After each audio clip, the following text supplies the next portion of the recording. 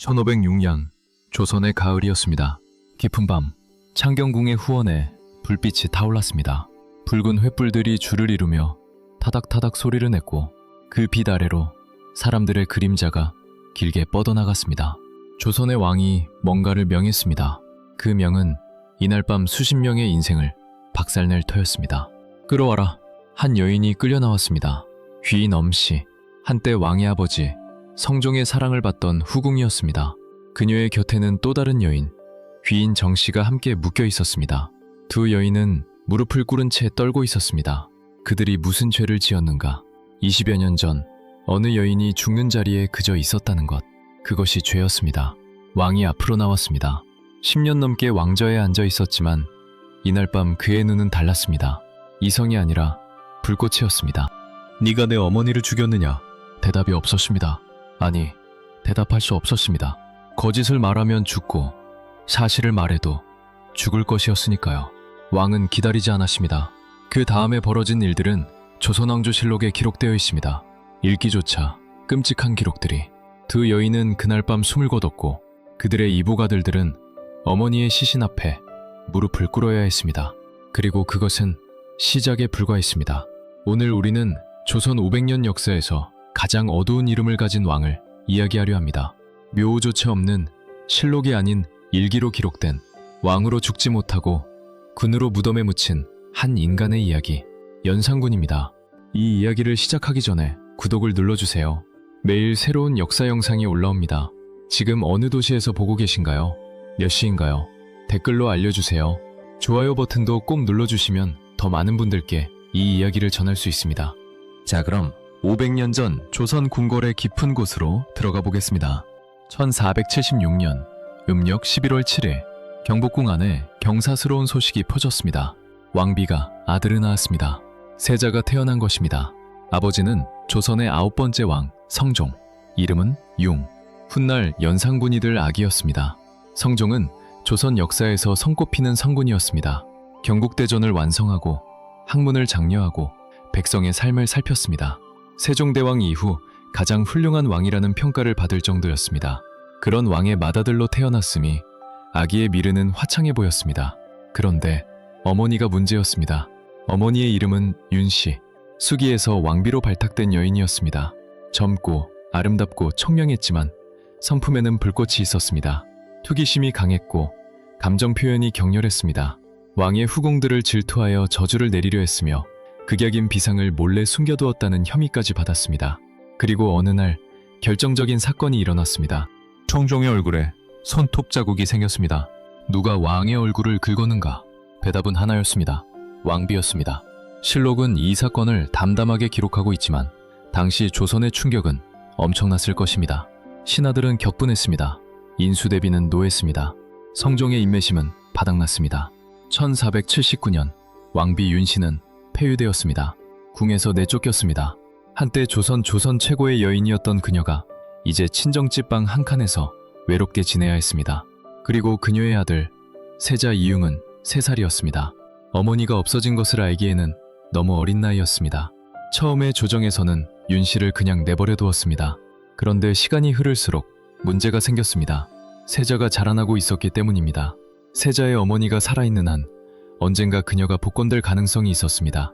성종은 더 이상 그 위험을 감수하고 싶지 않았습니다. 그리고 윤씨는 패출된 후에도 죄를 뉘우치지 않는다는 소문이 있었습니다. 1482년 음력 8월 16일 사약이 내려졌습니다. 좌승지 이세좌가 사약을 들고 윤씨의 집으로 향했습니다. 그날의 장면은 기록에 남아있지 않습니다. 다만 야사에는 이런 이야기가 전해집니다. 윤씨는 사약을 마신 뒤 피를 토했습니다. 그녀는 피로 물든 적삼을 벗어 어머니에게 건네며 말했다고 합니다. 언젠가 내 아들이 왕이 되면 이것을 보여주세요. 실록에는 이 이야기가 없습니다. 야사의 기록입니다. 사실인지 꾸며진 이야기인지 알 수 없습니다. 하지만 그 이야기는 500년이 지난 지금도 사람들의 입에서 사라지지 않습니다. 왜냐하면 이후에 벌어진 일들이 그 이야기를 진실처럼 만들어버렸기 때문입니다. 성종은 명을 내렸습니다. 세자에게 이 일을 절대 알리지 말라. 신하들은 고개를 끄덕였습니다. 비밀은 단단히 봉인되었습니다. 세자는 6살이었습니다. 어머니가 왜 없는지, 어머니가 어디에 있는지 아무도 대답해주지 않는 어린 왕자는 그렇게 자라나기 시작했습니다. 세자 시절의 연상분을 상상해 보십시오. 잘 차려진 방 안에서 선생님과 공부를 합니다. 선생님은 학문에 엄격합니다. 유교 경전을 외우고 예법을 배우고 왕이 될 준비를 합니다. 하지만 소년의 눈빛에는 늘 어딘가 허한 것이 있었습니다. 어마마마는 어디 계십니까? 누군가에게 물었을 것입니다. 대답은 늘 모호했습니다. 혹은 화제가 바뀌었습니다. 혹은 아무 말이 없었습니다. 세자는 눈치가 빨랐습니다. 어머니에 관한 이야기는 금지된 주제라는 것을. 하지만 모른다고 해서 마음에서 사라지는 것은 아니었습니다. 스승들의 평가는 엇갈렸습니다. 허침은 세자에게 자상했습니다. 실수를 해도 칭찬으로 이끌었고 세자는 그를 좋아했습니다. 반면 조지선은 달랐습니다. 공부를 게을리하면 엄하게 꾸짖었고 성종에게 보고하겠다고 위협했습니다. 세자는 조지서를 소인이라 불렀다고 합니다. 훗날 갑자사화 때 이 스승은 사사되고 가상이 정몰됩니다. 세자 시절의 원한이 왕이 된 뒤에 돌아온 것입니다. 학문에 대한 열정은 그리 높지 않았습니다. 성종이 여러 선생들에게 세자가 공부에 집중할 수 있도록 해달라고 부탁했다는 기록이 있습니다. 아버지의 눈에 아들은 기대에 미치지 못했던 것입니다. 세자의 마음 깊은 곳에서는 어떤 감정이 자라고 있었을까요? 아버지의 기대, 모른 척 되는 어머니, 엄격한 학문의 세계. 그 속에서 소녀는 무언가를 억누르며 자랐을 것입니다. 1494년 성종이 세상을 떠났습니다. 연산군은 19살의 왕위에 올랐습니다. 조선의 10번째 왕이 된 것입니다. 즉위 직후의 연산군은 우리가 알고 있는 폭군과는 거리가 멀었습니다. 이것이 중요한 점입니다. 많은 사람들이 연산군을 처음부터 폭군이었던 것처럼 생각하지만 그렇지 않았습니다. 즉위 초반 그는 나름대로 왕으로서의 책임을 다하려 했습니다. 평안도와 함경도의 방어를 강화했습니다. 외구의 침략에 대비해 비용사를 설치했는데 이것이 훗날 비변사의 전신이 됩니다. 변경 지역의 백성들이 이주하도록 장려하며 세금을 면제해 주었습니다. 군주로서 해야 할 일들을 하고 있었습니다. 그런데 한 가지가 계속 그를 괴롭혔습니다. 어머니. 즉위하자마자 연산군은 외할머니와 외삼촌을 석방했습니다. 어머니의 가족들이었습니다. 그리고 어머니 윤씨를 왕후로 복권시키려 했습니다. 그러나 신하들이 막았습니다. 선왕께서 100년간 이 문제를 거론하지 말라 하셨습니다. 성종의 유언이 방패막이 되었습니다. 연산군은 분노했습니다. 하지만 아직은 억눌렀습니다. 그러던 중 뜻하지 않은 사건이 터졌습니다. 1498년 연산군 재위 4년차 조선 왕조는 역대 왕들의 실록을 편찬하는 것이 관례였습니다. 새 왕이 즉위하면 전 왕의 실록을 만드는 것입니다. 이에 따라 성종실록 편찬 작업이 시작되었습니다. 실록청이 꾸려졌고 각 사관들이 자신이 기록한 사초를 제출했습니다. 사관은 역사를 기록하는 관직입니다. 왕도 사관의 기록을 볼 수 없었습니다. 이것이 조선 역사 기록의 특징이자 자부심이었습니다. 그런데 이 사초 중에 폭탄이 숨어 있었습니다. 사관 김일손이 제출한 사초. 그 안에 스승 김종직이 쓴 글이 있었습니다. 제목은 조의제문. 표면적으로는 중국 초나라의 의제를 추모하는 글이었습니다. 의제는 항우에게 살해되어 강물에 던져진 불운한 군주였습니다. 하지만 이 글의 진짜 의미는 다른 곳에 있었습니다. 세조가 단종을 죽이고 왕위를 찬탈한 것을 비판하는 내용이었던 것입니다. 세조는 연산군의 중조부였습니다. 이 글을 발견한 것은 훈구파의 신하 이극돈이었습니다. 그는 살인파 사관 김일손과 감정이 좋지 않은 사이였습니다. 이극돈은 유자광에게 이 사실을 알렸습니다. 유자광은 연산군에게 달려갔습니다. 새벽에 몰래 왕을 찾아가 이 문서의 내용을 낱낱이 해석해 올렸습니다. 연산군은 그 자리에서 명을 내렸습니다. 김일손을 잡아들여라. 이것이 무오사화의 시작이었습니다. 연산군 재위 4년 무오년에 일어났기에 무오사화라 부릅니다. 신문이 시작되었습니다. 김일손은 끌려왔습니다. 죄목은 세조를 비방하는 내용을 사초에 넣었다는 것. 김일손은 어떤 변명을 했을까요? 아무리 해봤자 소용없었습니다. 연산군의 눈에 이것은 왕실 모독이자 대역죄였습니다. 그런데 문제는 김종직이 이미 죽었다는 것이었습니다. 이 글을 쓴 장본인은 몇 년 전에 세상을 떠난 상태였습니다. 죽은 사람은 어떻게 처벌한다는 말입니까? 연산군은 방법을 찾았습니다. 그의 무덤을 파헤쳤습니다. 관을 쪼갰습니다. 시신의 목을 뱄습니다. 부관 참시, 죽어서도 목이 잘리는 형벌이었습니다. 산자는 더 가혹하게 처벌했습니다. 김일소는 능지처참되었습니다. 사지가 찢기는 형벌입니다. 권오복, 권경유, 이목, 허반 등 여러 살인학자들이 극형에 처해졌습니다. 김경필, 정여창 등은 유배를 떠났습니다. 이들은 훗날 조선을 대표하는 유학자로 추앙받게 되는 인물들이었습니다. 당시 조정의 공기를 상상해 보십시오. 아무도 말을 못합니다. 며칠 전까지 함께 일하던 동료가 끌려가서 죽었습니다. 학문을 논하고 역사를 기록하고 왕에게 간언하는 것이 조선 살림의 자부심이었는데 그 자부심이 죽음의 이유가 되어버렸습니다. 사람들은 고개를 숙였습니다. 입을 닫았습니다. 바로 이것이 연산군이 원하는 것이었습니다. 왕권을 제약하는 신하들, 끊임없이 간언을 올리는 3사의 관리들, 경연에서 왕의 실수를 지적하는 학자들, 이들이 눈엣 가시였습니다. 무오사와는 그 눈엣 가시들을 한 번에 제거할 기회였습니다.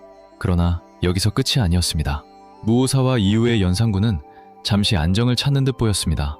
3사가 위축되고 신하들이 눈치를 보고 왕권이 강화되었습니다. 표면적으로는 왕이 원하던 상황이 만들어진 것처럼 보였습니다.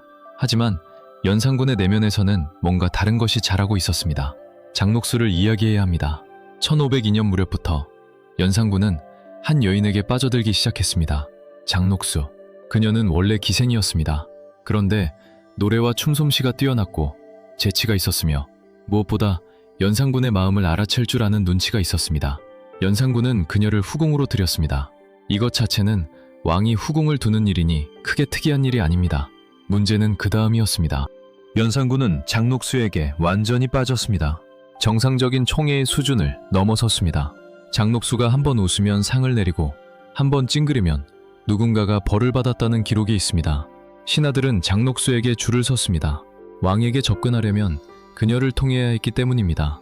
이것이 조선 왕정에서 후궁의 권력이 어디까지 올라갈 수 있는지를 보여주는 사례입니다. 장녹수는 연산군의 방탕을 부채질했습니다.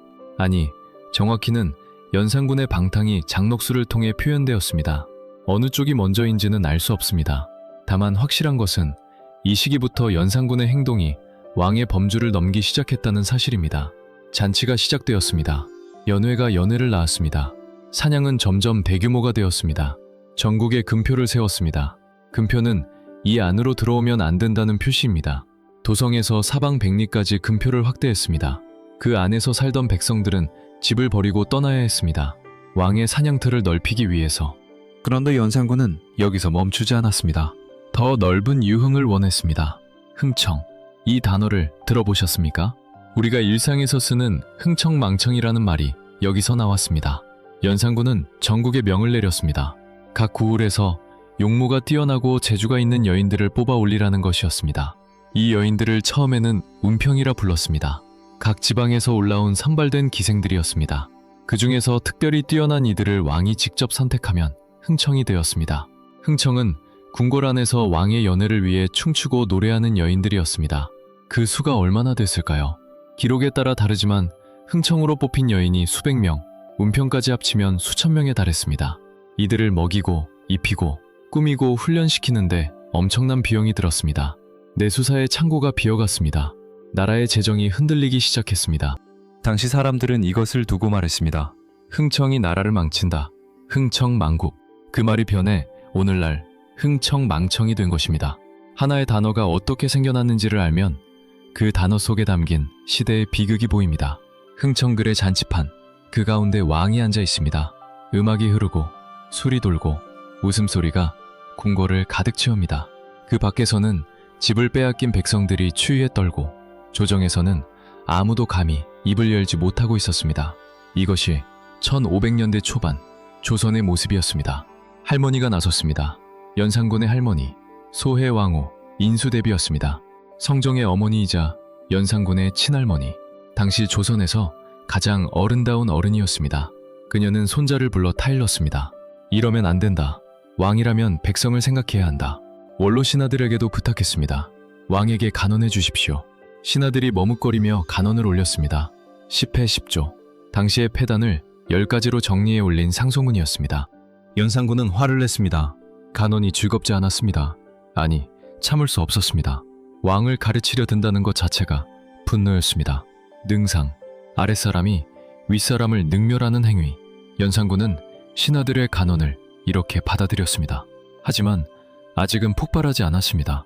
아직은 폭발하려면 도화선이 필요했습니다. 그리고 그 도화선은 이미 오래전부터 타오르고 있었습니다. 어머니에 관한 비밀, 그 비밀이 세상 밖으로 나오는 날이 다가오고 있었습니다. 임사홍이라는 인물을 알아야 합니다. 그는 연산군 시대의 핵심적인 간신으로 역사에 기록된 인물입니다.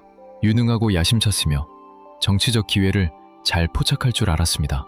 무오사화 때 연루되었다가 살아남은 그는 자신이 살아남은 방법을 알고 있었습니다. 왕이 원하는 것을 주는 것. 임사홍은 왕이 무엇을 원하는지 알았습니다. 어머니.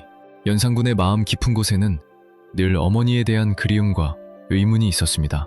그리고 임사홍의 손에는 그 비밀을 풀 열쇠가 있었습니다. 정확히 언제, 어떤 경로로 연산군이 어머니의 진실을 알게 되었는지에 대해서는 여러 설이 있습니다. 한 가지 유력한 이야기는 이렇습니다. 연산군이 아버지 성종의 묘지문을 살피던 중 그 안에 패비 윤씨에 관한 내용을 발견했다는 것입니다. 혹은 임사홍이 직접 왕에게 고했다는 이야기도 있습니다. 어느 쪽이든 결과는 같았습니다. 연산군은 알게 되었습니다.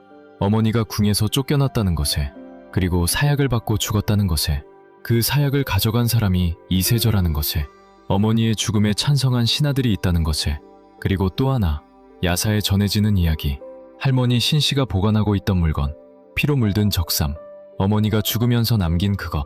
그날 연산군은 밥을 굶었다고 합니다. 그 이후 며칠 동안 연산군의 행동은 달랐습니다. 말이 없었습니다. 시간의 순서가 뒤엉키는 발언을 했습니다. 이미 처벌한 사람을 다시 처벌하라는 명을 내리기도 했습니다. 당시 기록들을 보면 갑자사화가 터지기 직전 열 이틀 정도는 왕이 제정신이 아닌 것 같은 행동을 했다는 것을 알 수 있습니다. 이 정도면 충분합니다. 충분히 오래 기다렸습니다.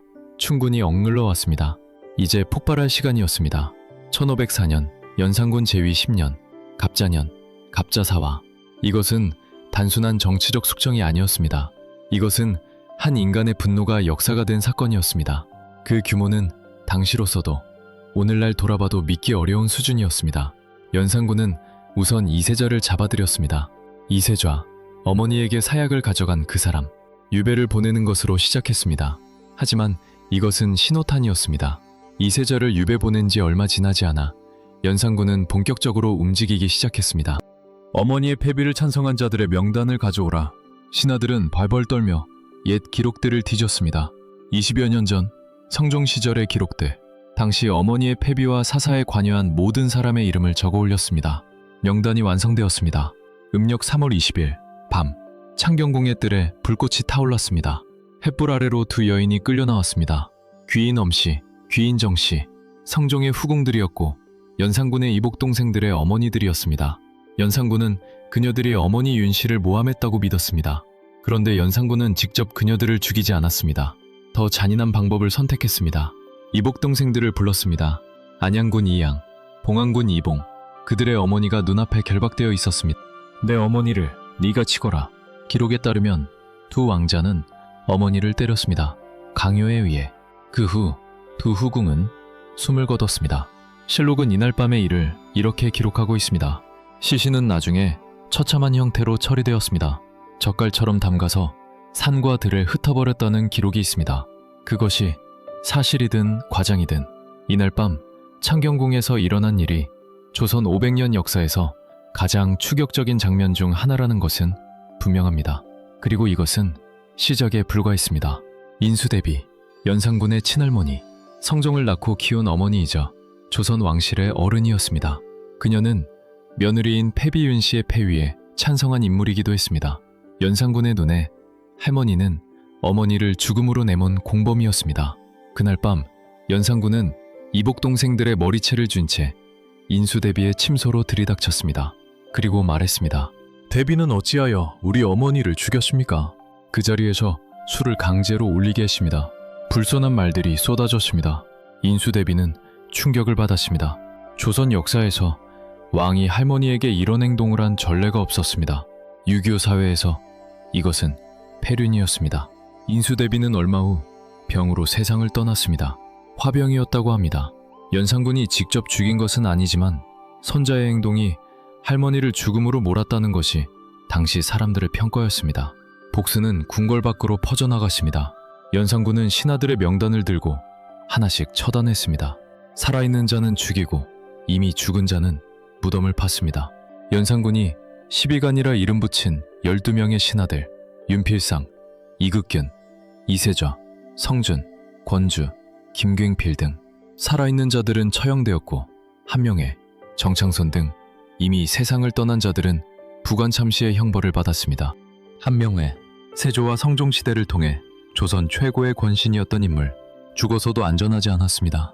그의 무덤이 파헤쳐지고 관이 쪼개지고 시신의 목이 잘렸습니다. 가루가 된 뼈는 바람에 날려버렸습니다. 쇄골 표풍, 이미 죽은 사람에게 내리는 가장 가혹한 형벌이었습니다. 피해자의 수는 눈덩이처럼 불어났습니다. 본인만이 아니었습니다. 가족들까지, 자녀들까지, 연좌제, 누군가가 죄를 지으면 그 가족도 처벌받는 제도였습니다. 갑자사화로 화를 입은 사람이 본인만 239명, 이 중 사형에 처해진 자가 122명, 가족들까지 합하면 몇 배나 되는 숫자가 됩니다. 조정은 텅 비어갔습니다. 남은 자들은 입을 다물었습니다. 아무도 왕에게 간언하지 않았습니다. 아니, 할 수 없었습니다.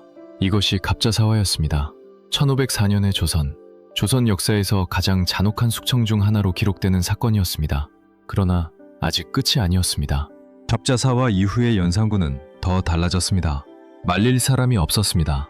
간언할 신하가 없었습니다. 왕의 잘못을 지적할 제도가 하나씩 사라졌습니다. 사간원이 폐지되었습니다. 경연이 없어졌습니다. 홍문관과 예문관의 기능이 마비되었습니다. 조선은 이제 얼로가 막힌 나라가 되었습니다. 왕의 욕망은 끝이 없었습니다. 1000명이 넘는 흥청대, 최용사라는 관직까지 만들었습니다. 팔도에서 아름다운 여인들을 데려오는 임무를 맡은 관리였습니다. 임사홍이 이 역할을 맡았습니다. 그는 충실히 임무를 수행했습니다. 덕분에 임사홍이라는 이름은 훗날 간신의 대명사로 역사에 남게 됩니다. 신하들의 아내들까지 궁으로 불러들였다는 기록이 있습니다. 실록에는 왕에게 아내를 바친 신하들의 명단이 적혀 있다고 합니다. 왕이 요구하면 거절할 수 없었습니다. 거절하면 어떻게 되는지 모든 사람이 알고 있었습니다. 백부인 월상군의 부인 박시화도 스캔들이 있었다는 기록이 있습니다. 백부의 아내, 이것은 유교 도덕의 가장 기본적인 경계를 넘는 것이었습니다. 성균관은 연회장이 되었습니다. 공자를 모시는 학문의 전당이 왕의 유흥을 위한 장소로 바뀐 것입니다. 유교 왕국 조선에서 이것이 얼마나 충격적인 일이었는지는 말할 필요도 없습니다. 사냥을 위해 도성 인근의 민가를 철거했습니다. 집을 빼앗긴 백성들은 달 곳이 없었습니다.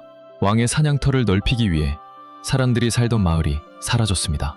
그러나 세상에 영원한 것은 없습니다. 말할 사람이 없다고 해서 불만이 없는 것은 아닙니다. 표현할 수 없는 분노는 더 깊은 곳에서 더 오래 끓습니다. 조정 안에서 조용히 움직임이 시작되었습니다. 성희안, 한때 2조 참판이었지만 연산군에게 직언했다가 파직된 인물이었습니다. 그는 생각했습니다. 이대로는 안 된다고. 무관 박원종과 만났습니다. 2조 판서 유승정도 합류했습니다. 무우사화 때 한직으로 좌천되었던 이들도 있었습니다. 연산군에게 원한을 품은 사람들이 조용히 모이기 시작했습니다. 반정, 잘못된 것을 바로잡는다는 뜻입니다. 1506년 음력 9월 2일 새벽, 이 밤이 오기까지 많은 사람들이 죽었습니다. 많은 사람들이 집을 잃었습니다. 많은 사람들이 입을 닫고 살았습니다. 이제 그 침묵이 칼이 되어 움직이를 하고 있었습니다. 새벽의 어둠 속에서 군사들이 모였습니다. 창과 칼이 달빛에 반짝였습니다. 반정군이 경복궁을 향해 움직이기 시작했습니다. 조선의 가장 길고 어두운 밤이 끝나려 하고 있었습니다. 1506년 조선의 가을이었습니다. 깊은 밤 창경궁의 후원에 불빛이 타올랐습니다. 붉은 횃불들이 줄을 이루며 타닥타닥 소리를 냈고 그 빛 아래로 사람들의 그림자가 길게 뻗어나갔습니다. 조선의 왕이 뭔가를 명했습니다. 그 명은 이날 밤 수십 명의 인생을 박살낼 터였습니다. 끌어와라. 한 여인이 끌려나왔습니다. 귀인 엄씨, 한때 왕의 아버지 성종의 사랑을 받던 후궁이었습니다.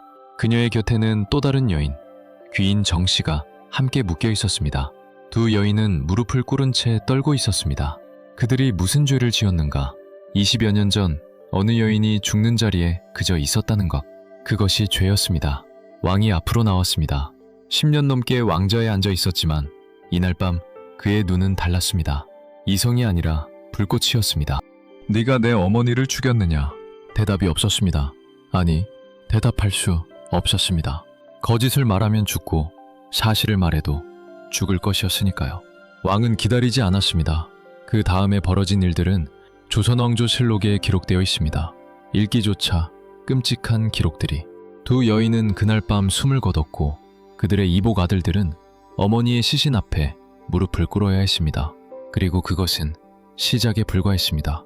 오늘 우리는 조선 500년 역사에서 가장 어두운 이름을 가진 왕을 이야기하려 합니다. 묘호조차 없는 실록이 아닌 일기로 기록된 왕으로 죽지 못하고 군으로 무덤에 묻힌 한 인간의 이야기, 연산군입니다. 이 이야기를 시작하기 전에 구독을 눌러주세요. 매일 새로운 역사 영상이 올라옵니다. 지금 어느 도시에서 보고 계신가요? 몇 시인가요? 댓글로 알려주세요. 좋아요 버튼도 꼭 눌러주시면 더 많은 분들께 이 이야기를 전할 수 있습니다. 자, 그럼 500년 전 조선 궁궐의 깊은 곳으로 들어가 보겠습니다.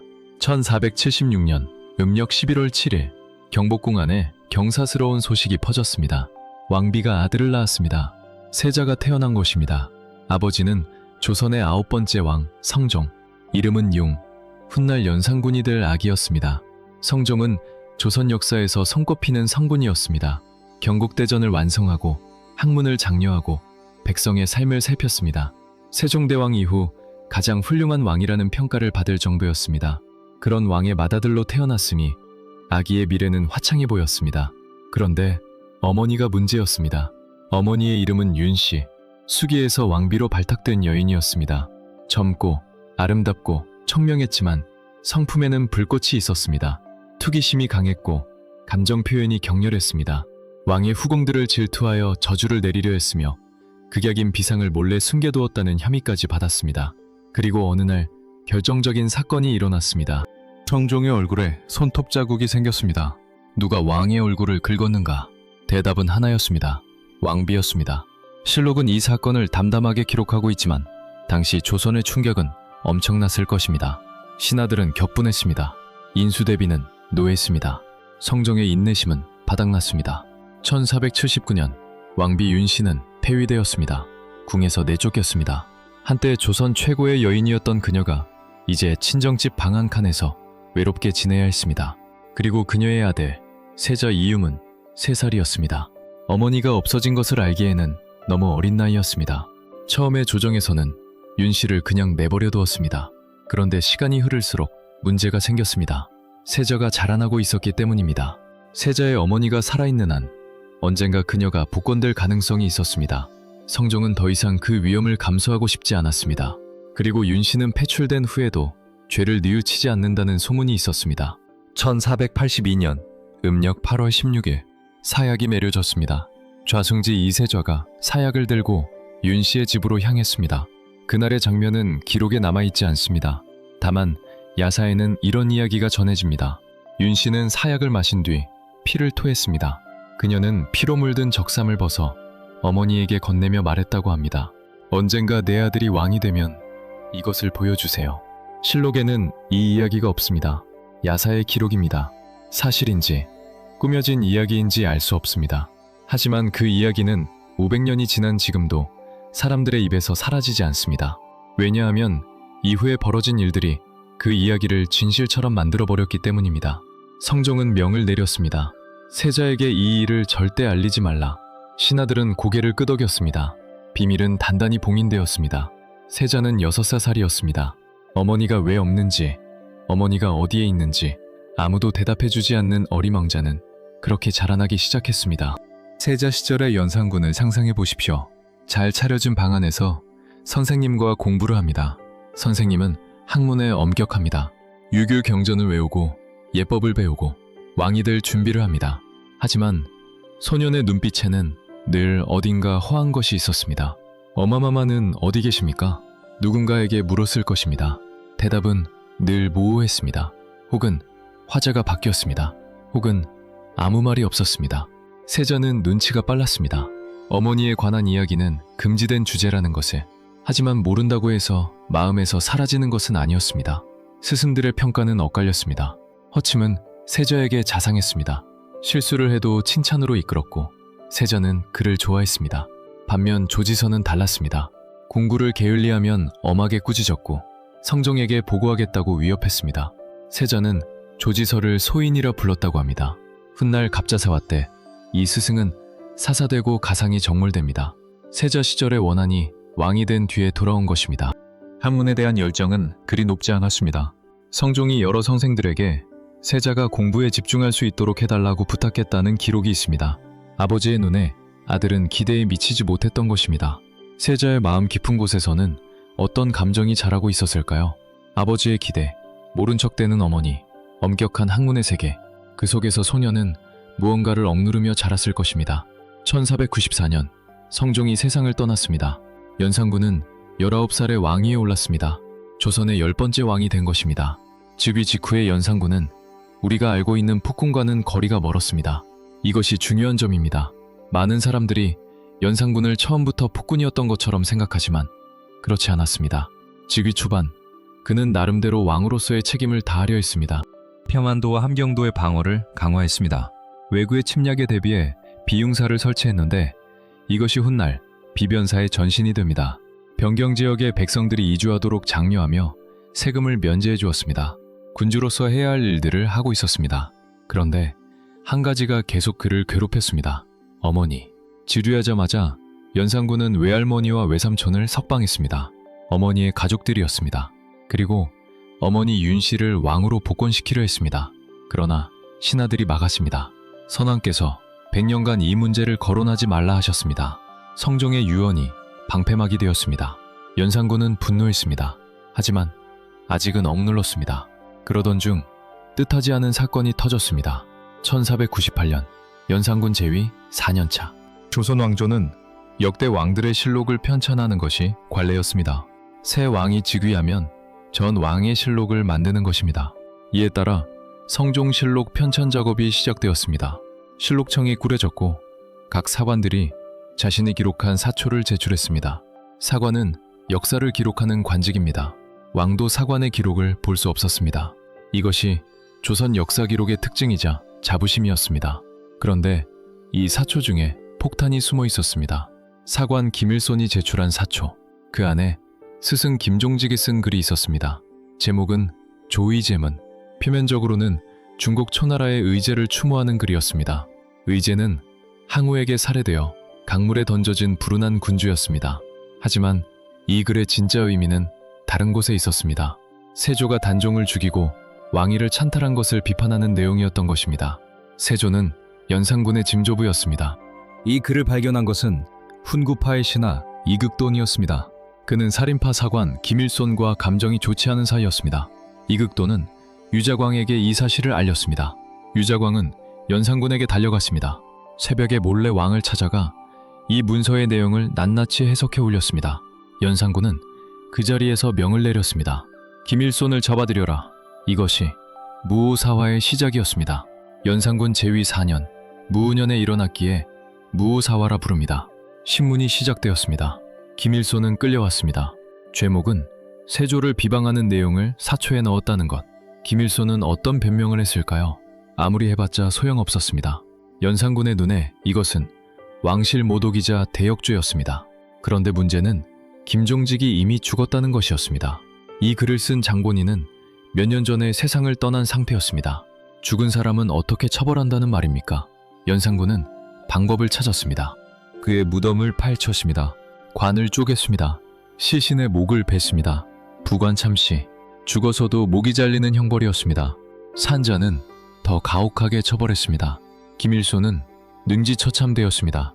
사지가 찢기는 형벌입니다. 권오복, 권경유, 이목, 허반 등 여러 사림학자들이 극형에 처해졌습니다. 김굉필, 정여창 등은 유배를 떠났습니다.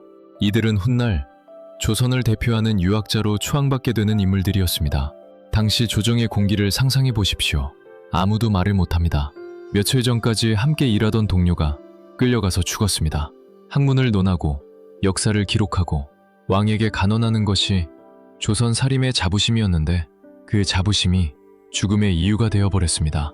사람들은 고개를 숙였습니다. 입을 닫았습니다. 바로 이것이 연산군이 원하는 것이었습니다. 왕권을 제약하는 신하들, 끊임없이 간언을 올리는 3사의 관리들, 경연에서 왕의 실수를 지적하는 학자들, 이들이 눈의 가시였습니다. 무오사와는 그 눈의 가시들을 한 번에 제거할 기회였습니다. 그러나 여기서 끝이 아니었습니다. 무오사와 이후의 연산군은 잠시 안정을 찾는 듯 보였습니다. 3사가 위축되고 신하들이 눈치를 보고 왕권이 강화되었습니다. 표면적으로는 왕이 원하던 상황이 만들어진 것처럼 보였습니다. 하지만 연산군의 내면에서는 뭔가 다른 것이 자라고 있었습니다. 장녹수를 이야기해야 합니다. 1502년 무렵부터 연산군은 한 여인에게 빠져들기 시작했습니다. 장녹수. 그녀는 원래 기생이었습니다.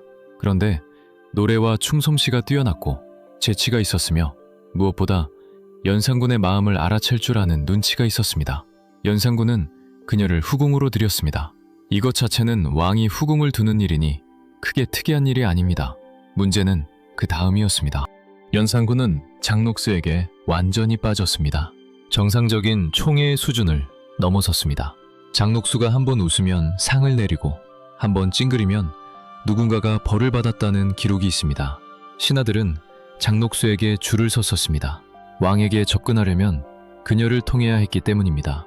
이것이 조선왕정에서 후궁의 권력이 어디까지 올라갈 수 있는지를 보여주는 사례입니다.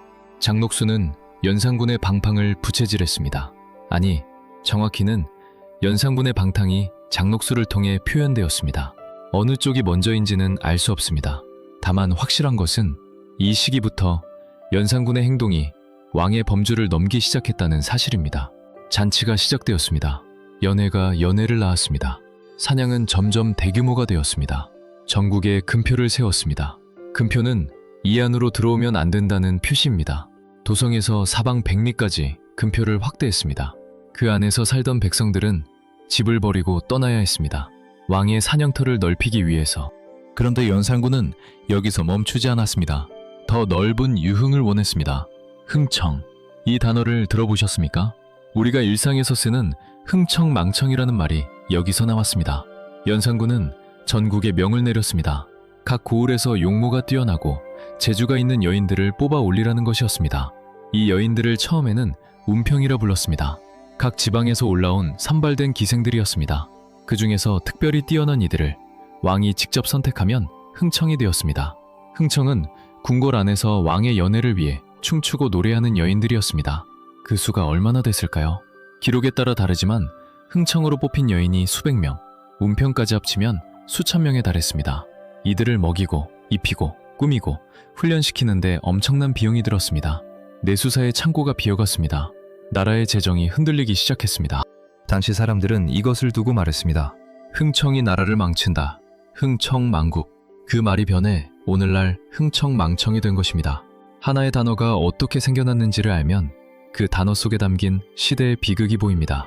흥청들의 잔치판, 그 가운데 왕이 앉아 있습니다. 음악이 흐르고 술이 돌고 웃음소리가 궁궐을 가득 채웁니다. 그 밖에서는 집을 빼앗긴 백성들이 추위에 떨고 조정에서는 아무도 감히 입을 열지 못하고 있었습니다. 이것이 1500년대 초반 조선의 모습이었습니다. 할머니가 나섰습니다. 연산군의 할머니, 소해왕후 인수대비였습니다. 성종의 어머니이자 연산군의 친할머니, 당시 조선에서 가장 어른다운 어른이었습니다. 그녀는 손자를 불러 타일렀습니다. 이러면 안 된다. 왕이라면 백성을 생각해야 한다. 원로 신하들에게도 부탁했습니다. 왕에게 간언해 주십시오. 신하들이 머뭇거리며 간언을 올렸습니다. 10회 10조, 당시의 패단을 10가지로 정리해 올린 상소문이었습니다. 연산군은 화를 냈습니다. 간언이 즐겁지 않았습니다. 아니, 참을 수 없었습니다. 왕을 가르치려 든다는 것 자체가 분노였습니다. 능상, 아랫사람이 윗사람을 능멸하는 행위. 연산군은 신하들의 간언을 이렇게 받아들였습니다. 하지만 아직은 폭발하지 않았습니다. 아직은. 폭발하려면 도화선이 필요했습니다. 그리고 그 도화선은 이미 오래전부터 타오르고 있었습니다. 어머니에 관한 비밀. 그 비밀이 세상 밖으로 나오는 날이 다가오고 있었습니다. 임사홍이라는 인물을 알아야 합니다. 그는 연산군 시대의 핵심적인 간신으로 역사에 기록된 인물입니다. 유능하고 야심차치며 정치적 기회를 잘 포착할 줄 알았습니다. 무우사화 때 연루되었다가 살아남은 그는 자신이 살아남은 방법을 알고 있었습니다. 왕이 원하는 것을 주는 것. 임사홍은 왕이 무엇을 원하는지 알았습니다. 어머니. 연산군의 마음 깊은 곳에는 늘 어머니에 대한 그리움과 의문이 있었습니다. 그리고 임사홍의 손에는 그 비밀을 풀 열쇠가 있었습니다. 정확히 언제, 어떤 경로로 연산군이 어머니의 진실을 알게 되었는지에 대해서는 여러 설이 있습니다. 한 가지 유력한 이야기는 이렇습니다. 연산군이 아버지 성종의 묘지문을 살피던 중 그 안에 패비 윤씨에 관한 내용을 발견했다는 것입니다. 혹은 임사홍이 직접 왕에게 고했다는 이야기도 있습니다. 어느 쪽이든 결과는 같았습니다. 연산군은 알게 되었습니다. 어머니가 궁에서 쫓겨났다는 것에, 그리고 사약을 받고 죽었다는 것에, 그 사약을 가져간 사람이 이세저라는 것에, 어머니의 죽음에 찬성한 신하들이 있다는 것에, 그리고 또 하나, 야사에 전해지는 이야기, 할머니 신씨가 보관하고 있던 물건, 피로 물든 적삼, 어머니가 죽으면서 남긴 그것. 그날 연산군은 밥을 굶었다고 합니다. 그 이후 며칠 동안 연산군의 행동은 달랐습니다. 말이 없었습니다. 시간의 순서가 뒤엉키는 발언을 했습니다. 이미 처벌한 사람을 다시 처벌하라는 명을 내리기도 했습니다. 당시 기록들을 보면 갑자사화가 터지기 직전 열 이틀 정도는 왕이 제정신이 아닌 것 같은 행동을 했다는 것을 알 수 있습니다. 이 정도면 충분합니다. 충분히 오래 기다렸습니다. 충분히 억눌러 왔습니다. 이제 폭발할 시간이었습니다. 1504년, 연산군 제위 10년, 갑자년, 갑자사화. 이것은 단순한 정치적 숙청이 아니었습니다. 이것은 한 인간의 분노가 역사가 된 사건이었습니다. 그 규모는 당시로서도 오늘날 돌아봐도 믿기 어려운 수준이었습니다. 연산군은 우선 이세저를 잡아들였습니다. 이세좌, 어머니에게 사약을 가져간 그 사람, 유배를 보내는 것으로 시작했습니다. 하지만 이것은 신호탄이었습니다. 이세저를 유배 보낸 지 얼마 지나지 않아 연산군은 본격적으로 움직이기 시작했습니다. 어머니의 패비를 찬성한 자들의 명단을 가져오라. 신하들은 벌벌 떨며 옛 기록들을 뒤졌습니다. 20여 년 전 성종 시절의 기록들, 당시 어머니의 패비와 사사에 관여한 모든 사람의 이름을 적어 올렸습니다. 명단이 완성되었습니다. 음력 3월 20일 밤, 창경궁의 뜰에 불꽃이 타올랐습니다.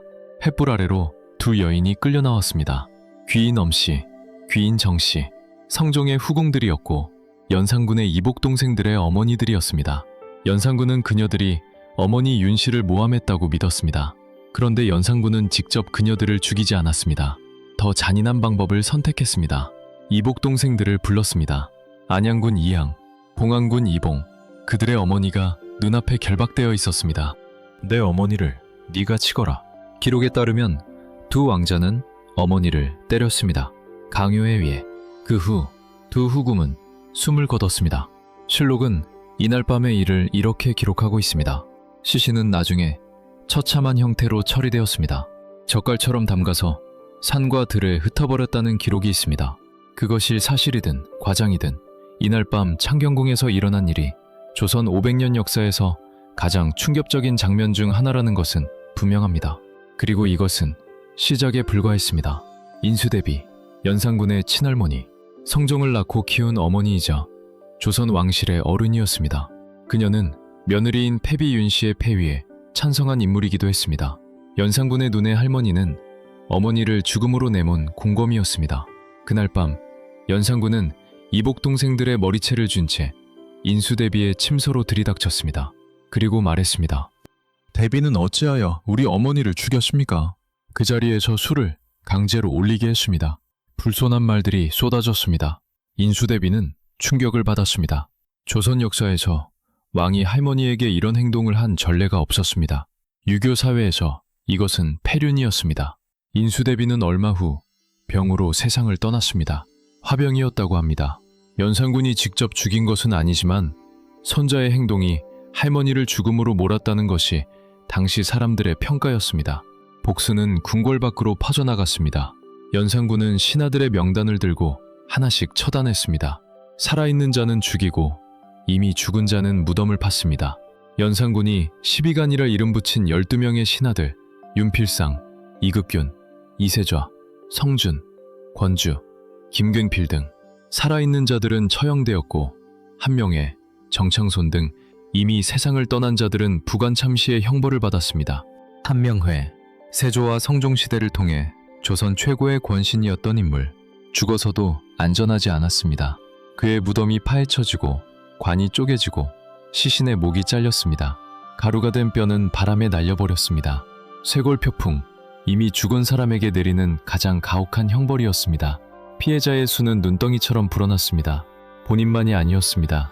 가족들까지, 자녀들까지, 연좌제, 누군가가 죄를 지으면 그 가족도 처벌받는 제도였습니다. 갑자사화로 화를 입은 사람이 본인만 239명, 이중 사형에 처해진 자가 120이며 가족들까지 합하면 몇 배나 되는 숫자가 됩니다. 조정은 텅 비어갔습니다. 남은 자들은 입을 다물었습니다. 아무도 왕에게 간언하지 않았습니다. 아니, 할 수 없었습니다. 이것이 갑자사화였습니다. 1504년의 조선 역사에서 가장 잔혹한 숙청 중 하나로 기록되는 사건이었습니다. 그러나 아직 끝이 아니었습니다. 갑자사화 이후의 연산군은 더 달라졌습니다. 말릴 사람이 없었습니다. 간언할 신하가 없었습니다. 왕의 잘못을 지적할 제도가 하나씩 사라졌습니다. 사간원이 폐지되었습니다. 경연이 없어졌습니다. 홍문관과 예문관의 기능이 마비되었습니다. 조선은 이제 얼로가 막힌 나라가 되었습니다. 왕의 욕망은 끝이 없었습니다. 1000명이 넘는 흥청들, 채용사라는 관직까지 만들었습니다. 팔도에서 아름다운 여인들을 데려오는 임무를 맡은 관리였습니다. 임사홍이 이 역할을 맡았습니다. 그는 충실히 임무를 수행했습니다.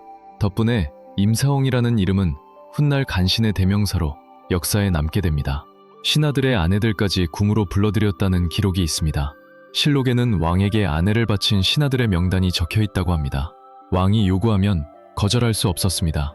거절하면 어떻게 되는지 모든 사람이 알고 있었습니다. 백부인, 월상군의 부인 박씨와도 스캔들이 있었다는 기록이 있습니다. 백부의 아내, 이것은 유교 도덕의 가장 기본적인 경계를 넘는 것이었습니다. 성균관은 연의장이 되었습니다. 공자를 모시는 학문의 전당이 왕의 유흥을 위한 장소로 바뀐 것입니다. 유교왕국 조선에서 이것이 얼마나 충격적인 일이었는지는 말할 필요도 없습니다. 사냥을 위해 도성 인근의 민가를 철거했습니다. 집을 빼앗긴 백성들은 갈 곳이 없었습니다. 왕의 사냥터를 넓히기 위해 사람들이 살던 마을이 사라졌습니다. 그러나 세상에 영원한 것은 없습니다. 말할 사람이 없다고 해서 불만이 없는 것은 아닙니다. 표현할 수 없는 분노는 더 깊은 곳에서 더 오래 끓습니다. 조정 안에서 조용히 움직임이 시작되었습니다. 성희안, 한때 2조 참판이었지만 연산군에게 직언했다가 파직된 인물이었습니다. 그는 생각했습니다. 이대로는 안 된다고. 무관 박원종과 만났습니다. 2조 판서 유순정도 합류했습니다. 무오사화 때 한직으로 자천되었던 이들도 있었습니다. 연산군에게 원한을 품은 사람들이 조용히 모이기 시작했습니다.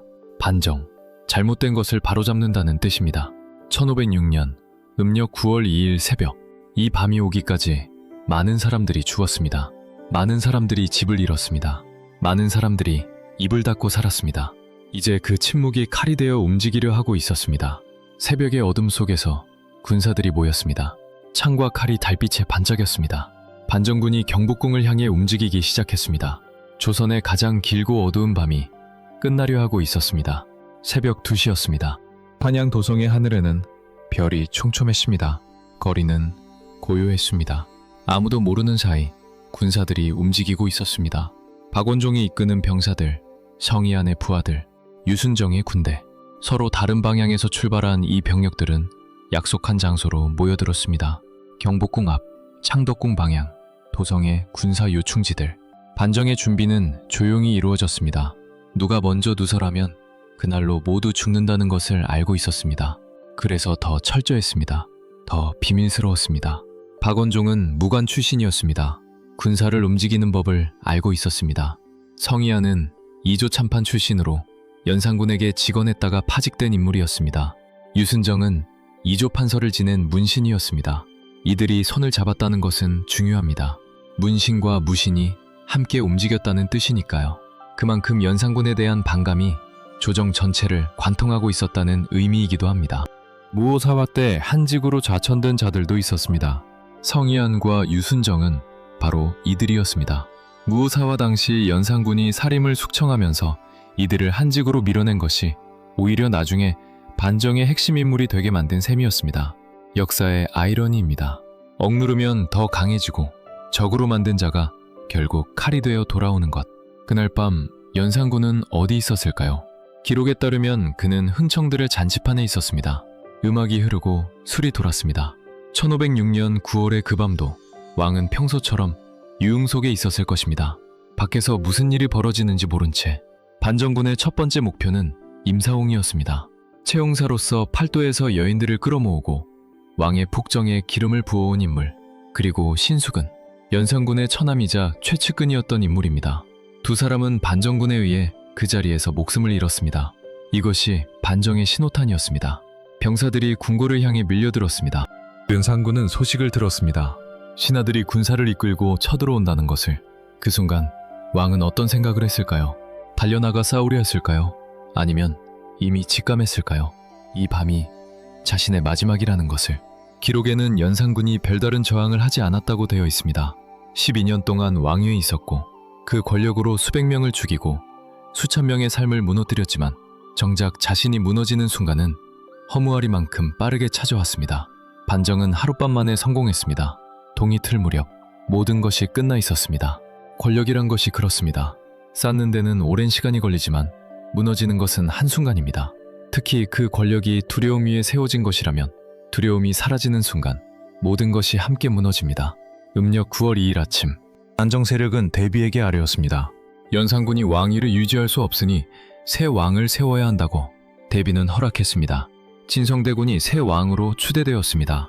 연산군의 이복 동생이었습니다. 그가 조선의 11번째 왕, 중종이 됩니다. 연산군은 그 자리에서 폐위되었습니다. 왕이 아니게 된 것입니다. 불과 몇 시간 전까지 조선 최고의 권력을 휘두르던 사람이 이제 그냥 군호만 남은 사람이 되었습니다. 연산군, 왕의 칭호도, 묘호도, 능호도 없습니다. 그냥 왕자의 군호, 일개 왕족으로 강등된 것입니다. 이것이 얼마나 극적인 추락인지 생각해 보십시오. 며칠 전까지 그는 신하들의 목숨을 손바닥 뒤집듯 결정하던 사람이었습니다. 사람 하나를 손가락으로 가리키면 그 사람의 가문 전체가 멸문지화를 당하던 세상을 만든 사람이었습니다. 그런 사람이 하룻밤 만에 죄인이 되었습니다. 유배지는 강화도 교동이었습니다. 바다로 둘러싸인 섬, 멀지는 않았지만 그 의미는 분명했습니다. 이 섬에서 나올 일은 없다는 것. 연산군은 배에 올랐습니다. 한때 수백 명의 흥청들이 노래하던 궁궐, 한때 신하들이 머리를 조아리던 옥좌, 한때 조선 팔도가 두려워하던 그 권력, 이제 배 위에서 멀어져 가고 있었습니다. 교동에서의 삶은 짧았습니다. 폐위된 지 2달도 채 안 된 1506년 11월 6일 연산군은 세상을 떠났습니다. 향년 30살, 조선 왕 중에서도 극히 짧은 생이었습니다. 사인은 역제, 즉 전염병으로 기록되어 있습니다. 그러나 생각해보면 1506년의 교동은 어떤 곳이었을까요? 폐위된 왕이 머무는 곳이니 화려할 리 없었습니다. 냉기가 스며드는 방 안에서 얼마 전까지 1000명의 흥청들에게 둘러싸여 있던 사람이 이제 몇 안 되는 시종들과 함께 시간을 보내야 했습니다. 2달 만에 죽었습니다. 전염병 때문이라고는 하지만 그 짧은 시간 안에 육신이 그렇게 빨리 무너진 데에는 마음의 무게도 있었을 것입니다. 폐위된 왕의 일상이란 어떤 것이었을까요? 아침에 눈을 뜨면 들려오는 것은 파도 소리뿐이었습니다. 신하들의 문안도, 흥청들의 노래소리도, 간신들의 아첨도 없었습니다. 밥을 먹고 하늘을 보고 바다를 바라보는 것이 하루의 전부였습니다. 한때 조선 팔도를 호령하던 사람이 이제 작은 방 안에서 하루를 보냈습니다. 그리고 같은 날 조선 어딘가에서 아들들도 사약을 받았습니다. 폐세자 이왕을 비롯한 아들 넷이 같은 날 처형되었습니다. 아버지가 죽던 날 아들들도 죽었습니다. 한 집안의 남자들이 같은 날 세상을 떠났습니다. 연산군이 이 사실을 알았을까요? 알았다면 어떤 마음이었을까요? 모르고 눈을 감았다면 그것이 더 다행이었을까요? 역사는 그 마음을 기록하지 않았습니다. 그의 묘는 처음에 교동에 마련되었습니다. 나중에 경기도 양주 해촌으로 이장되었는데 이 이장을 청한 것은 폐비 신씨였습니다. 연산군의 왕비, 남편이 폐위된 후에도 그녀는 남편의 묘를 돌봤습니다. 연산군의 이야기에서 조명받지 못하는 인물이지만 이 여인의 조용한 헌신이 없었다면 연산군의 유해는 제대로 된 장소에 모셔지지도 못했을 것입니다. 오늘날 연산군의 묘는 서울 도봉구 방학동에 있습니다. 능이 아닙니다. 왕자의 묘 형식입니다. 근처를 지나다가 작은 안내판을 보지 않으면 모르고 지나치기 쉬운 소박한 공간입니다. 그 앞에 서면 생각하게 됩니다. 이곳에 30살의 한 사람이 있습니다. 왕으로 태어났지만 왕으로 죽지 못한, 조선 500년 역사에서 가장 극적인 인생을 살다간. 조선왕조실록은 역대 왕들의 기록을 실록이라 부릅니다. 그런데 연산군과 광해군의 기록만은 일기라고 부릅니다. 왕으로 인정받지 못한 이들의 기록이기 때문입니다. 실록에 오르지 못한 왕, 묘주호가 없는 왕, 능이 아닌 묘에 묻힌 왕, 연산군. 이름은 용. 조선의 10번째 왕이었던 사람. 왕족의 족보인 선원계보에도 그의 이름은 왕자의 군호로만 기록되어 있습니다. 묘호도 없고 능호도 없습니다. 조선의 왕이었지만 조선의 왕으로 기록되지 못한 사람. 놀랍게도 그가 죽은 뒤 강화도와 교동에서는 그를 무속의 신으로 모시는 사당이 생겼습니다. 부군당이라 부르는 이 사당에서 사람들은 연산군을 섬겼습니다. 폭군으로 기억되면서도 민간에서는 그를 신으로 받드는 곳이 생긴 것입니다. 이것이 무엇을 의미할까요? 조선의 지배층, 사림의 입장에서 연산군은 나쁜 왕이었습니다. 기록도 그렇게 되어 있습니다. 하지만 교동섬의 평범한 사람들에게 그는 다른 존재였습니다. 억울하게 쫓겨난 왕, 한이 맺혀 죽은 사람, 그 한이 무서워 혹은 그 억울함이 가여워 신으로 모신 것일 수도 있습니다. 역사는 승자가 쓴다고 합니다. 연산군에 관한 기록의 대부분은 그를 몰아낸 세력이 만든 것입니다. 물론 그의 행적은 기록 이전에 당시 사람들이 직접 겪은 것이었으니 완전히 왜곡이라고 할 수는 없습니다. 하지만 어떤 역사학자들은 지적합니다. 반정 이후 기록이 과장되거나 더해진 부분도 있을 수 있다고. 그 점을 감안하더라도 연산군이 조선 역사에서 가장 극단적인 폭정을 펼친 왕 중 하나라는 사실은 변하지 않습니다. 이제 우리가 일상에서 쓰는 단어 하나를 다시 생각해 봅시다. 흥청망청. 무심코 쓰는 이 말 속에 500년 전의 이야기가 살아있습니다. 집을 빼앗긴 백성들의 울음소리가, 간혼하다가 죽은 선비들의 피가, 교동섬의 바람소리가. 단어 하나 속에 역사 전체가 담겨 있습니다. 언어는 기억입니다. 우리가 어떤 단어를 쓸 때 그 단어를 만들어낸 시대의 흔적이 함께 움직이는 것입니다. 흥청망청이라고 말할 때마다 우리는 알게 모르게 500년 전 조선의 어느 밤을 건드리고 있는 셈입니다. 이 이야기를 마무리하기 전에 우리는 한 가지 질문을 해야 합니다. 연산군은 왜 그렇게 되었는가? 단순히 나쁜 사람이었기 때문에라고 대답하면 역사를 제대로 보는 것이 아닙니다. 사람은 태어날 때부터 폭군이 아닙니다. 무엇이 한 인간을 그 자리까지 몰고 갔는지를 들여다봐야 합니다. 3살의 어머니를 잃었습니다. 어머니가 왜 없는지 아무도 대답해주지 않는 어린 시절을 보냈습니다. 아버지는 학문적으로 뛰어난 성군이었지만 아들에게 기대가 컸고 그 기대를 아들은 충족시키지 못했습니다. 세자 시절 내내 엄격한 선생들에게 시달렸습니다. 즉위 후에는 어머니를 복권하려 할 때마다 신하들에게 막혔습니다. 간언을 올리는 신하들이 자신을 능멸하는 존재처럼 느껴졌습니다. 물론 이것이 폭정의 면죄부가 될 수는 없습니다. 수백 명이 죽었습니다. 수천 명의 삶이 무너졌습니다. 집을 빼앗긴 백성들이 있었습니다. 그 고통은 실제했고 그것을 명령한 것은 연산군이었습니다. 하지만 역사를 배우는 이유는 단순히 나쁜 사람을 욕하기 위해서가 아닙니다. 왜 그런 일이 일어났는가를 이해하기 위해서입니다.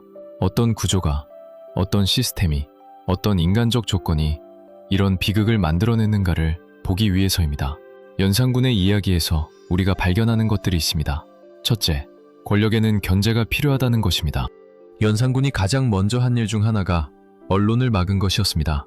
사간원을 없애고 경연을 폐지하고 신하들이 간언하지 못하게 했습니다. 왕에게 그것은 잘못되었습니다라고 말할 수 있는 제도를 하나씩 부쉈습니다. 조선은 왕권을 제약하는 여러 제도를 갖고 있었습니다. 삼사라 불리는 사헌부, 사간원, 홍문관, 경연, 역사를 기록하는 사관, 이런 제도들이 왕의 권력을 견제하고 균형을 잡는 역할을 했습니다. 연산군은 이 균형을 파괴했습니다. 그 결과가 갑자사화이고 흥청망청이고 반정이었습니다. 아무도 아니오라고 말하지 못하는 권력은 결국 스스로를 파괴합니다. 이것은 500년 전 조선의 이야기이지만 시대를 막론하고 반복되는 교훈이기도 합니다. 둘째, 어린 시절의 상처가 역사를 바꿀 수 있다는 것입니다. 어머니를 잃은 경험, 그 진실을 감춰온 왕실의 비밀, 아버지로부터 인정받지 못한다는 감각, 이것이 한 인간의 내면에 어떤 것을 만들었는지 연산군의 행적은 그 극단적인 예를 보여줍니다. 성종이 내린 명, 세자에게 절대 알리지 말라는 그 명이 없었다면 어땠을까요? 진실을 알았다면, 어머니의 죽음을 제대로 애도할 수 있었다면 역사는 달라졌을까요? 확신할 수 없습니다. 하지만 억눌린 감정은 반드시 어딘가에서 터져나온다는 것은 연산군의 이야기가 가르쳐주는 것입니다. 셋째, 비밀은 반드시 드러난다는 것입니다. 성종은 비밀을 지키려 했습니다. 그 비밀은 수십 년간 유지되었습니다. 하지만 결국 새어나왔고, 새어나온 순간 그 파괴력은 수백 명의 죽음으로 이어졌습니다. 처음부터 진실을 다루었다면 어떤 형태로든 더 나은 방향이 있었을지도 모릅니다. 억눌린 진실은 더 가혹한 방식으로 폭발합니다. 연산군 이후의 이야기도 짧게 들여다봐야 합니다. 중종이 즉위했습니다. 그는 연산군과 달리 유교적 가르침을 따르는 왕이 되려 했습니다.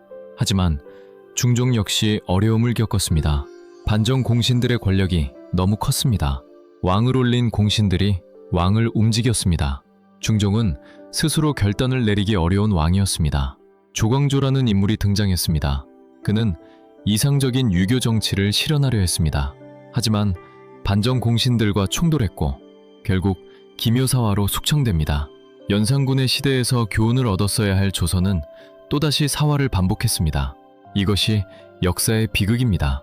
반정으로 폭군을 몰아냈지만 반정을 이용한 자들이 새로운 권력을 만들고 그 권력에 또 희생자가 생기는 순환.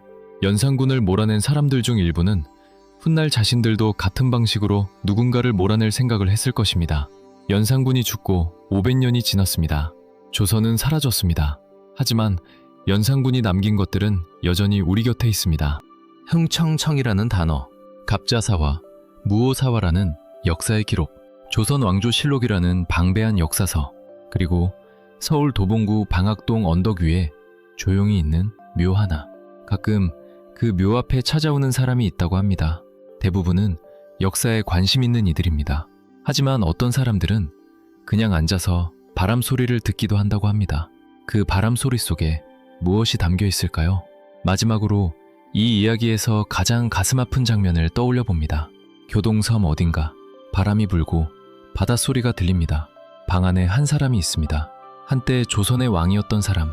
흥청들의 웃음소리도, 신하들의 두려움에 찬 눈빛도, 횃불 아래 피바람도 이제는 없습니다. 그는 무슨 생각을 했을까요? 후회를 했을까요? 아니면 여전히 자신이 옳다고 생각했을까요? 어머니에 대한 그리움을 떠올렸을까요? 아들들을 걱정했을까요? 이미 아들들이 사약을 받았다는 사실을 알았을까요? 어쩌면 그는 처음으로 조용함을 경험했을지도 모릅니다. 죽이고 살리고 노래하고 마시고 복수하고 군림하던 삶이 끝난 뒤 처음으로 찾아온 고요함. 그 고요함이 안도인지 공허인지 알 수 없습니다. 역사는 그 마음속을 기록하지 않았습니다. 다만 우리는 압니다. 30살의 나이로 세상을 떠난 사람이 있었다는 것을, 왕으로 태어나서 왕으로 죽지 못한 사람이 있었다는 것을. 그의 무덤은 지금도 서울 도봉구 방학동 언덕 위에 조용히 있습니다. 찾는 사람이 많지 않은 무덤. 연산군의 이야기는 단순히 한 폭군의 이야기가 아닙니다. 권력이 무엇인지, 그 권력이 견제받지 못할 때 어디까지 가는지, 인간의 상처가 역사에 어떤 흔적을 남기는지, 그리고 아무리 강한 권력도 결국 사람들의 마음을 잃으면 한순간에 무너진다는 것을. 이 이야기는 500년 전의 이야기이지만 권력과 인간에 관한 이야기는 언제나 지금의 이야기이기도 합니다. 반정이 성공한 그 새벽, 한양의 거리에는 동이 트고 있었습니다. 밤새 두려워 숨을 죽이던 사람들이 조심스럽게 문을 열고 밖을 내다봤습니다. 새 왕이 온다는 소식이 퍼져나갔습니다. 사람들은 울었을까요? 웃었을까요? 아마 둘 다였을 것입니다. 그리고 멀리 교동섬으로 향하는 배 위에는 연산군이 있었습니다. 그가 바라본 것이 무엇인지, 넓어지는 바다였는지 멀어지는 육지였는지 알 수 없습니다. 30살의 연산군이 교동의 바람 속에서 눈을 감던 그 순간 조선은 새로운 왕과 함께 다시 시작되고 있었습니다. 역사는 멈추지 않습니다. 한 사람이 사라져도 시간은 흘러갑니다. 그리고 500년이 지난 지금 우리는 그 이야기를 여기서 되새깁니다. 잊지 않기 위해서, 이해하기 위해서, 그리고 혹시라도 같은 실수를 반복하지 않기 위해서. 연산군, 조선의 가장 어두운 이름 중 하나, 그 이름 속에 담긴 인간의 이야기를 오늘 함께 들여다봤습니다. 여러분은 연산군을 어떻게 생각하십니까? 단순한 폭군입니까? 아니면 비극적인 인간입니까? 아니면 그 둘 다입니까? 댓글로 여러분의 생각을 남겨주세요. 그리고 다음에 어떤 역사 이야기가 듣고 싶으신지도 함께 적어주시면 감사하겠습니다. 구독과 좋아요는 이런 역사 이야기를 더 많이 만드는 데 큰 힘이 됩니다. 다음 영상에서 또 만나겠습니다. 갑자사화가 끝나고 조선은 달라져 있었습니다. 조정 안에서 살아남은 신하들은 두 종류로 나뉘었습니다.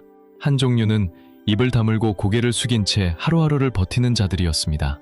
다른 한 종류는 왕의 눈에 들기 위해 아첨을 일삼는 자들이었습니다. 간언하는 신하는 사라졌습니다. 직언하는 관리는 없었습니다. 왕의 잘못을 지적하는 제도 자체가 무너졌습니다. 사헌부가 있었지만 기능을 잃었습니다. 사간원은 폐지되었습니다. 홍문관의 역할은 크게 줄었습니다. 경연, 즉 왕이 신하들과 함께 학문을 논하고 정치를 토론하는 자리도 없어졌습니다. 조선이 조선다울 수 있게 했던 제도들이 하나씩 사라지자 남은 것은 왕 한 사람의 뜻만이었습니다. 그리고 그 왕의 뜻은 점점 더 아무도 이해하기 어려운 방향으로 흘러갔습니다. 언문 사용을 금지했습니다. 이것이 무슨 뜻인지 생각해 보십시오. 한글, 즉 세종대왕이 만든 문자를 백성들이 쓰지 못하게 한 것입니다. 왜였을까요? 한글로 쓴 글들이 군 밖으로 퍼지고 있었기 때문입니다. 왕의 폭정을 비판하는 내용들이 한글로 적혀 민간에 돌았습니다. 연산군은 이것을 막으려 했습니다. 언문으로 왕을 비방하는 자는 처형하라는 명을 내렸습니다. 세종이 백성을 위해 만든 문자가 그 손자의 손에서 금지됩니다. 역사의 아이러니입니다. 성균관이 유흥공간이 되었다는 것도 다시 짚어봐야 합니다. 공자를 모시고 조선의 최고 인재들이 학문을 닦던 그 공간에서 흥청들이 춤을 추고 노래를 불렀습니다. 유교국가 조선에서 이것이 갖는 상징적 의미는 엄청났습니다. 단순히 공간의 문제가 아니었습니다. 조선이 추구하는 가치 자체를 왕이 발로 밟고 있는 것이었습니다. 사냥이 문제였습니다. 연산군의 사냥에 대한 집착은 상식을 넘어섰습니다. 한양도성 사방백리를 금표로 둘렀습니다. 사냥터였습니다. 그 안에 살던 백성들을 내쫓았습니다. 어디로 가라는 안내도 없이 그냥 집에서 나가라는 것이었습니다. 마을이 사라졌습니다. 대대로 살아온 땅에서 쫓겨난 사람들이 갈 곳을 찾아 헤맸습니다. 조선 팔도의 여러 고을에서도 왕의 사냥을 위해 지역 자원이 동원되었습니다. 사냥에 참여할 말과 사람을 보내야 했고 사냥 중 왕의 식사를 위해 진귀한 음식들이 동원되었습니다. 왕의 사냥 한 번이 어떤 규모였는지 기록을 보면 수천 명의 인원이 동원되었습니다. 수백 리를 이동했습니다. 그 비용을 조선의 국가 재정이 감당해야 했습니다. 내수사의 창고가 비었습니다. 내수사는 왕실의 재정을 관리하는 기관이었습니다. 흥청들의 옷값, 음식값, 연일 비용, 사냥 비용, 궁궐 공사 비용, 이 모든 것이 내수사를 통해 나갔습니다. 창고가 비어갔습니다. 비어간 창고를 채우기 위해 어떻게 했을까요? 세금을 더 걷었습니다. 백성들에게서 더 많은 것을 가져갔습니다. 민간에서 재물을 징발했습니다. 한 관리의 기록에는 왕이 민간의 재산을 함부로 빼앗았다는 내용이 있습니다. 백성들의 삶이 피폐해졌습니다. 궁궐 안에서는 흥청들의 잔치가 벌어지고 궁궐 밖에서는 집을 빼앗기고 세금에 시달리는 백성들이 있었습니다. 이 격차가 커질수록 민심은 왕에게서 멀어졌습니다. 그럼에도 연산군은 멈추지 않았습니다. 오히려 더 격렬해졌습니다. 갑자사화 이후의 이 시기, 연산군의 행동은 이전보다 더 극단적이 되었습니다. 아무도 말릴 수 없었기 때문입니다. 간언할 자도 없고 제약할 제도도 없고 두려워할 것도 없는 왕에게 무엇이 브레이크 역할을 할 수 있겠습니까? 고문의 방법도 점점 잔인해졌습니다.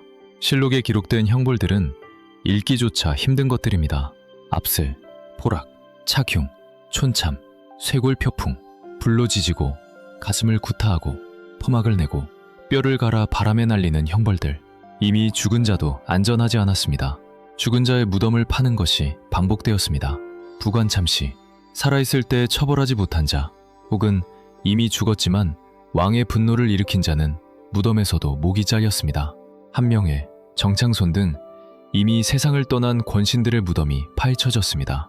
이 모든 것이 축적되면서 조정 안에서 조용한 움직임이 시작되었습니다.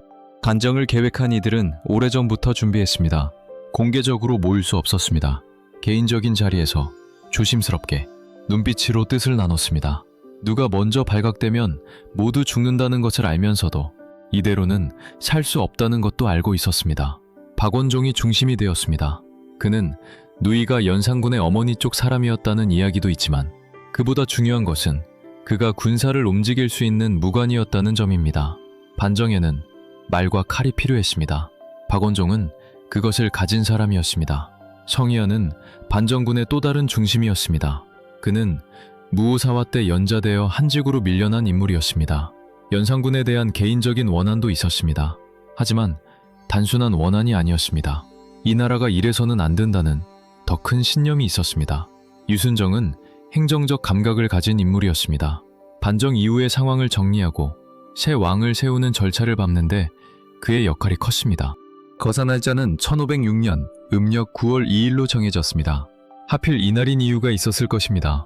연산군이 특정 장소에 있을 것이라는 정보가 있었거나 궁궐의 경비가 상대적으로 느슨한 날이었거나 정확한 이유는 기록에 남아있지 않습니다. 다만 이날 밤 반정군이 움직였고 반정은 성공했으며 그것이 역사가 되었습니다. 하룻밤의 사건이 12회의 치세를 끝냈습니다. 그 12회 동안 죽어간 수백 명, 집을 잃은 수천 명, 입을 닫고 살아야 했던 수만 명, 그들의 삶 위에서 반정의 새벽이 밝아온 것입니다. 새벽 동이 트는 한양, 긴장한 병사들의 숨소리, 횃불이 꺼지고 아침빛이 드는 궁궐, 그리고 그 속에서 조선은 다시 한번 방향을 틀었습니다. 한 가지 더 이야기하고 싶습니다. 연산군이 다스리던 시절을 살았던 평범한 사람의 이야기입니다. 기록에 이름이 남지 않은 사람들, 역사책에 등장하지 않는 사람들, 도성 인근에 살던 한 농부를 상상해봅니다. 대배로 살아온 마을이 금표 안에 들어갔습니다. 왕의 명이 내려왔습니다. 나가라는 것이었습니다. 짐을 꾸렸습니다. 어디로 가야 할지 몰랐습니다. 부모가 살던 집, 자신이 태어난 마을, 아이들이 뛰어놀던 논밭, 그것을 두고 나서야 했습니다. 왕의 사냥터가 되는 그 땅을 바라보며 또 다른 사람을 상상해봅니다. 어느 고을의 관리, 채용사가 왔습니다. 아름다운 여인들을 뽑아올리라는 명이었습니다. 거부하면 자신이 죽습니다. 따르면 누군가의 딸이 누군가의 아내가 끌려갑니다. 어떻게 해야 할까요? 답이 없었습니다. 이 사람들은 역사에 이름을 남기지 못했습니다. 하지만 그들의 삶이 연산군의 시대를 이루고 있었습니다. 역사는 왕과 신하들의 이야기만이 아닙니다. 이름 없이 살다 간 사람들의 이야기도 역사입니다. 그들을 기억하는 것, 그것도 역사를 배우는 이유 중 하나입니다. 연산군은 결국 폐위되었습니다. 하지만 그 시대를 살아낸 평범한 사람들은 계속 살아가야 했습니다.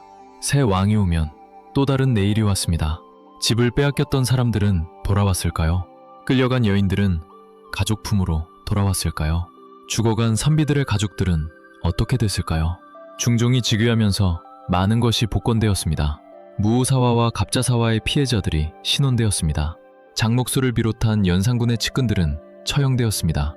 하지만 죽은 사람은 돌아오지 않습니다. 빼앗긴 세월은 돌아오지 않습니다. 역사에는 되돌릴 수 없는 것들이 있습니다. 그래서 더욱 처음부터 잘하는 것이 중요합니다.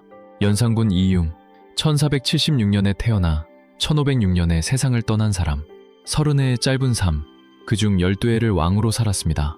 그 12해가 조선 역사에 남긴 상처는 500년이 지난 지금도 역사책 안에서 붉게 남아 있습니다.